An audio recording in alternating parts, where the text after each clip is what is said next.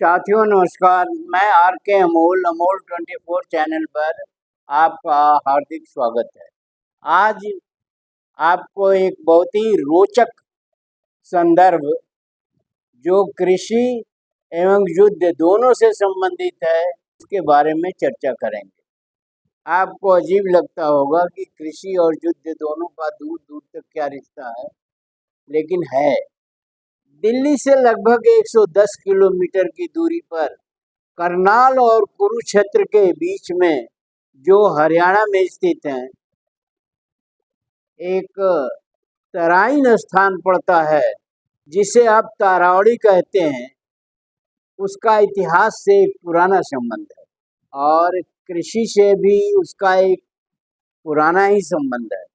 इतिहास कहता है कि तरावड़ी में या तराइन में, जो पहले कहा जाता था, 1191-92 में पृथ्वीराज चौहान और अफगान सेनापति मोहम्मद गोरी का आमना सामना हुआ था या लड़ाई। इसी तराइन के मैदान में मोहम्मद गोरी ने एक सुगठित सेना के साथ आक्रमण किया और उसका मुकाबला पृथ्वीराज चौहान ने किया, जो लड़ाई हार गए। पृथ्वीराज चौहान ये लड़ाई हार गए और मोहम्मद गोरी जीत गया। वही ये तराइन का युद्ध के नाम से मशहूर है, जहाँ जिसने भारत के भविष्य को बदल दिया, जिसने भारत के पूर्ण इतिहास को बदल दिया। यह लड़ाई 91-92 में संपन्न हुई थी। 1192 का यह युद्ध एक निर्णायक युद्ध था और उसका बहुत भारी असर देश पर हुआ। इस लड़ाई के बाद ही भारत में गुलाम वंश की स्थापना हो गई, जो सदियों तक चला और बाद में सिलसिला चलता रहा और देश गुलाम हो गया। और गुलाम वंश की स्थापना के बाद देश पूर्णतः गुलाम हो गया और गुलामी की एक तरह से नींव पड़ी। उस समय के राजा पृथ्वीराज चौहान द्वारा निर्णायक लड़ाई तो लड़ी गई, लेकिन हार का सामना करना पड़ा। सुनियोजित तरीके से उनकी लड़ाई नहीं हुई और मोहम्मद गोरी जो है वह उनके ऊपर भारी पड़ा और लड़ाई हारने के बाद उन्हें बंदी बना लिया। उसी के बाद इस तराइन का नाम बदल करके तरावड़ी हो गया और यह हरियाणा में स्थित है। तरावड़ी के युद्ध ने भारत की दशा और दिशा दोनों बदल दिया। हम गुलामी की जकड़न में आ गए और गुलामी धीरे धीरे बढ़ते बढ़ते पूरा देश गुलाम हो गया और सदियों तक गुलाम रहा। 755 साल का रिकॉर्ड है गुलाम रहने का। 200 वर्ष अंग्रेजों ने, 200 से ज्यादा मुगलों ने भी काफी, 1526 से 1711 तक मुगलों का रहा।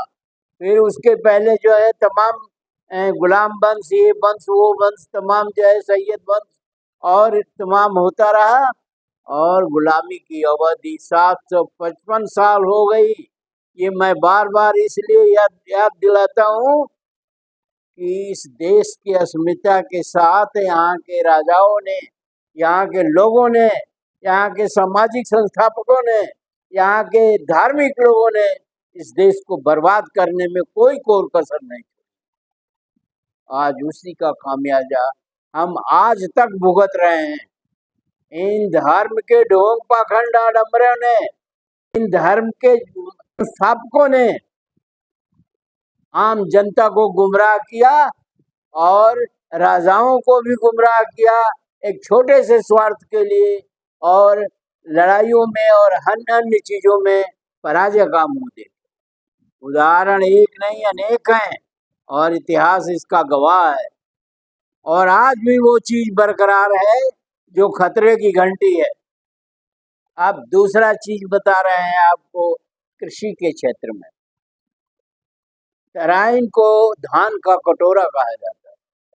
यहाँ धान की असीमित उपज होती है। असीमित से मतलब यह है काफ़ी उपज होती है, और उसमें भी यहाँ पर बासमती चावल का की पैदावार होती है, जो निर्यात किया जाता है और विदेशी मुद्रा हमें प्राप्त होती है। यहाँ क्या है, बासमती चावल, इसे हम Bahrain, Kuwait, Oman, Qatar, Saudi Arab, तमाम जगहों में यहाँ से धान जो है निर्यात किया जाता है और विदेशी मुद्रा प्राप्त होती है। इसको एक बहुत विस्तृत आबादी द्वारा, यहाँ के बासमती चावल को लोगों द्वारा पसंद किया जाता है। एक आंकड़े के अनुसार 24-25 में भारत से तराइन बासमती या तरावड़ी बासमती का निर्यात बड़े पैमाने पर किया गया। 127 देशों को 60 लाख टन जो बासमती निर्यात किया गया। अब आप सोच लीजिए, 60 लाख टन बासमती चावल बहुत होता है, जिसकी कीमत जो है उस समय 50,000 करोड़ रुपए के बराबर की थी। इस तरह 50,000 करोड़ रुपए का बासमती एक छोटे से इलाके से निर्यात किया जाना एक बहुत बड़ी बात है। 60 लाख टन में 60% जो है वो चावल तरावड़ी का था। तरावड़ी की आबादी मात्र 25,000। अब सोच लीजिए 25,000 लोगों का कमाल कितना बड़ा है, या उस स्थान का महत्व कितना है जहाँ से इतना चावल निर्यात किया जाता है, वो भी सर्वश्रेष्ठ किस्म का चावल निर्यात किया जाता है, बासमती। बासमती हम अमेरिका को भी निर्यात करते थे और वहाँ उस चावल की बहुत पसंद थी। अभी तो निर्यात गड़बड़ हो गया है, या टैरिफ लगाने की वजह से निर्यात ठप है। ये तो 24-25 के आंकड़े आपको दे रहे हैं। तरावड़ी के बासमती जैसी सुगंध कहीं अन्य देश के किसी अन्य हिस्से में पैदा होने वाले बासमती चावल में नहीं है। इस पर शोध भी हुआ है, परंतु शोध में यह सिद्ध हो गया कि तरावड़ी का बासमती चावल तरावड़ी की आबो हवा, तरावड़ी की जमीन और किस्म से कहीं अन्य का चावल मेल नहीं खाता। बासमती का अर्थ भी है, वास माने सुगंध और मती माने किस्म, सुगंधित किस्म, इसलिए इसका नाम, इस चावल का नाम पड़ा बासमती, इसके अपने सुगंध के कारण। केंद्रीय मृदा एवं लवणता अनुसंधान संस्थान करनाल के निदेशक डॉक्टर R.K. यादव का कहना है कि इस पर बहुत शोध हो चुका है, लेकिन कहीं भी इस चावल की किस्म ले जाके बोया गया, वो सुगंध और वो ओरिजिनलिटी कहीं नहीं आ पाई। कमाल है तरावड़ी का और कमाल है हरियाणा का, जो इस तरह के चावल दूध, दही और डेयरी प्रोडक्ट के लिए तो मशहूर ही है हरियाणा। हरियाणा के लोग सेना में भी बहुत ज़्यादा हैं, और हरियाणा एक छोटा सा प्रांत है। हरियाणा की आबादी बहुत कम है और सेना में सबसे ज़्यादा हैं, कृषि में सबसे आगे हैं और डेयरी प्रोडक्ट में सबसे आगे हैं, खेल प्रतियोगिताओं में भी आगे हैं। मतलब काफ़ी चीज़ों में हरियाणा के लोग काफ़ी आगे हैं। प्रति व्यक्ति आय भी हरियाणा में सबसे ज़्यादा है पूरे देश में। और हम उत्तर प्रदेश की बात करते हैं, हम गुजरात की बात करते हैं। कभी हम गुजरात कर किया करते थे, पर हरियाणा जो है नंबर 1 है। जहाँ ये युद्ध भी हुआ, ये बता चुके हैं आपको, और जहाँ इस तरह का बासमती चावल है जिससे 50,000 करोड़ जो है निर्यात से धन आता है। इस प्रकार हरियाणा के बारे में और क्या बताया जाए। ये जरूर है कि वहाँ लड़कियों और लड़कों का अनुपात जो है कम है, परंतु उनकी मेहनत के आगे उनके समर्पण के आगे पूरा जो है देश नीचे है। जो लाठियां भाजी जाती हैं गुजरात स्टाइल, गुजरात मॉडल, कुछ नहीं है गुजरात मॉडल। और उत्तर प्रदेश में उत्तम प्रदेश, उत्तर प्रदेश में कुछ नहीं है।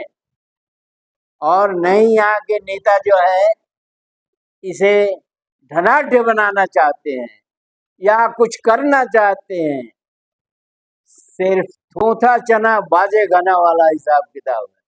कोई ऐसी चीज नहीं होती है जो उत्कृष्ट हो और उसका निर्यात किया जा सके। कहने को तो बहुत कुछ कहा जाता है, लेकिन किसानों को कोई मदद नहीं दी जाती। उन्हें खाद तक नहीं मिलती है, उन्हें पानी तक नहीं मिलता है, उनको सुरक्षा नहीं मिलती है, उनके उत्पादित सामान का कोई मूल्य नहीं है और न ही कोई प्रोत्साहन सरकार की तरफ से मिलता है। सरकार जो है मंदिर और मस्जिद, मंदिर और मस्जिद और बुलडोजर ठोको इस कार्यक्रम में व्यस्त रहती है। और नया प्रचलन के अनुसार इस विद्यालय बंद किए जा रहे हैं और शराब की दुकानें खोली जा रही हैं। ये उत्तर प्रदेश की हालत है, जहाँ देश की काफी आबादी रहती है। तो अपने ही देश में अगर दो प्रांतों की हम तुलना करें तो पता चलता है कि एक प्रांत निठल्ला है और दूसरा प्रांत काबिल है। यहाँ कहा जाता है कि हमने विदेशों में नौकरी लगवा दी। ये कौन सी बुद्धिमानी और बड़ापन का काम है? आप काम नहीं दे रहे तो जाएगा ही बाध्य होकर के। हरियाणा में करनाल का इलाका है जहाँ डेयरी प्रोडक्ट बहुत है और भी तमाम चीजें हैं, लेकिन तरस आता है उत्तर प्रदेश जैसे विशाल प्रांत में जहाँ केवल राम राम राम राम की रट लगे हुई है और मंदिर मंदिर और मस्जिद मस्जिद की रट लगी। अच्छी बात है, वीडियो को ध्यान से पढ़िए, समझिए, कमेंट बॉक्स में हमें भी समझाइए। अगर चैनल को सब्सक्राइब न किया तो सब्सक्राइब कर लीजिए और वीडियो को लाइक और शेयर करना न भूलें। धन्यवाद। जय भारत, जय संविधान।